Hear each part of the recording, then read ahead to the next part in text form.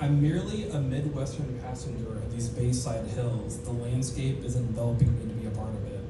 Through my backseat taxi window, I look up to a seagull and ask, when do naive, adventurous eyes close to become adult insecurities? I wait for an answer and then sigh to no reply. Still pondering on to the stoic nautical avian now veering away towards the coastline, I wonder if experience has a toll we carry. Yet, here I am, somewhere new, perhaps being someone new, a gay straight walker who frankly needs better wording and thinks of himself as a bohemian urbanite brave enough to take public transit and walk near the overdosed homeless, for the weekend anyway. This bay is foreign to someone accustomed to open fields of wheat and endless white suburbia. The houses here seem compressed together, side by side, with their windows looking into neighbors' windows for those fortunate enough to have such luxuries such as housing.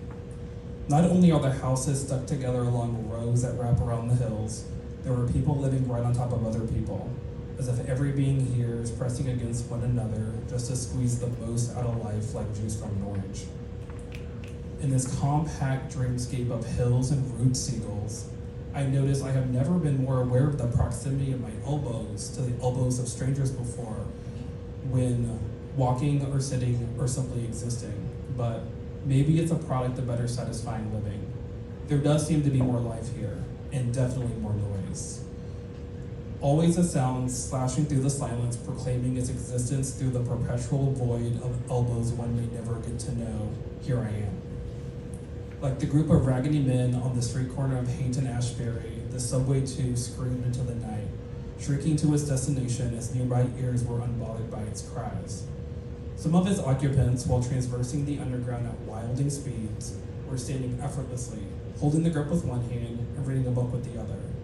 The subway train was making turns as if to buck its riders onto the floor, and somehow they were reading successfully and not falling. How astonishing. I guess even Olympians take the subway, but the scene did remind me of another person I saw reading, this time at a crosswalk, cars darting through the intersection, the reader's mind someplace else, but present just enough to know when to step forward. The undercurrent desire to always consume is right underneath the surface here. Is traveling simply not enough in a place like this? With all there is to experience in this reality, I wonder, how much juice does this orange hold? A day has gone by, and I begin to feel my own pulse become the pulse of life here, envisioning myself thriving in the concrete ecosystem. Small mannerisms manifesting to assimilate. I'm walking with intention down the sidewalk, crossing into the street without hesitation, ready to pay the bus fare and hanging on with one hand, the other open to whatever finds it. No books yet, it seems. These things must take time.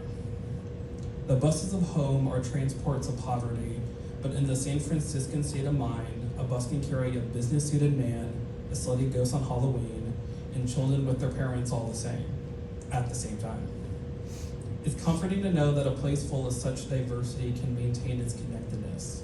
As if elbows and outer thighs repeatedly touching others was not enough, it comes to physical fruition by the streetcar and power cables linking each building to another, perhaps being the secret of togetherness. The city has a sense of community, but so do the neighborhoods that comprise it. My friend, whom I'm staying with, is an artist second and king of his street first. His domain is abundant with gritty, non-apologetic self-identity, where a friend, of which there are many, will have his vintage jacket covered back any day. There are many hellos from the storefront workers when walking by with him, and their conversations often turn to the subject of the latest shirt, jacket, or Japanese denim jeans that my friend just must have. His closet is bursting with clothes, surely a representation of how revered he is on the street. The only thing he may have more of than clothes is art. His residence is overflowing with his creations, from origami butterflies made from pictures of naked men to mid-century wooden landscapes. Like a child on a field trip, I must be careful not to touch or accidentally trip on one piece only to fall onto another. It is hard to resist and achieve.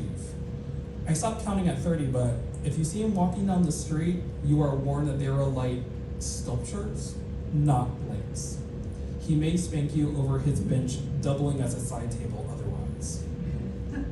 From his home/art museum, the 33 bus became a gateway to another place, and by methodically making a 35-degree U-turn down a winding road, its windows became frames of the entire city. At this apex focal point, there were thousands of windows scattered below with their lights shining through the twilight sky, reminiscent of stars in the dark.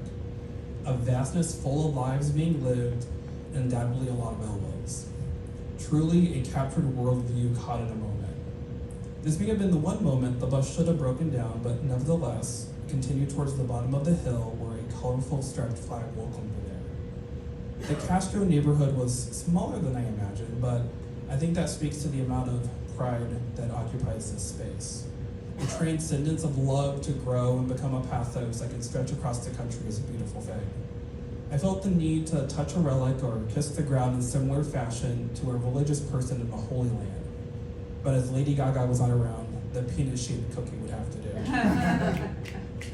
I did meet someone here 2 nights in a row, in fact, a non-native Californian with an endearing smile, thrifted jacket, again, they must be popular here, and a weakness for pugs.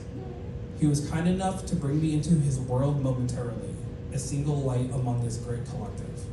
We talked and laughed for a few hours each time, but never quite enough. His bravery to see a dream through open eyes and move to this Technicolor mecca perhaps inspired me to maybe move here someday, for my own reasons, of course. Who knows how convergent our paths truly are, but he wanted to see me again, and for now that will do. I made another friend here whom I spotted within an hour of landing in California. He was walking down the street nonchalantly in nothing but his kink gear, and I was compelled to introduce myself to this public display. He would argue that his outfit was not kink, but rather just an extension of his identity. Remarkably though, and what truly caught my attention more so than his outfit, was how no one else reacted. This attire would have sent him straight to hell in Kansas. But if a tornado would have swept me up and taken me here, I would have said, "Hey Toto, fuck Kansas, I'm home." These people here seem to celebrate expression without judgment or self-deprecation, encouraging others to do the same. This mindset is most alluring to me as it's a dichotomy of where I am from and where I would like to be. My new friend and I spent a later day not doing much other than walking, talking, and taking in the views of the bridge and sea. On the long streetcar ride together, he remarks how his husband gives him the space to be himself. When one embraces himself so outwardly as he does, they become a beacon for others to find them. At the end of our time together, while sitting at the top of Dolores Park, I noticed my breathing becoming slower. The light breeze that was likely there before just now being noticeable.